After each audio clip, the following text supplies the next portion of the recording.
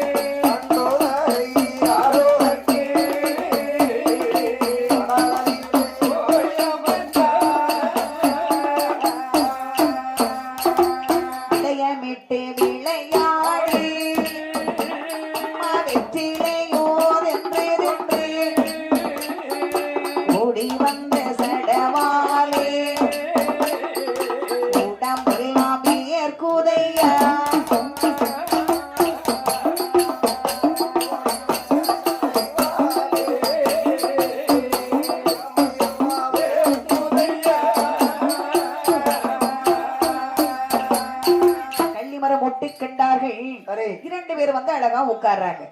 அத்தா, உங்க மடிக்குள்ள எப்பவும் வெத்தலை பாக்க வச்சிருப்பீங்களே? இருக்கு. என் மாயெல்லாம் நம்ம வருது.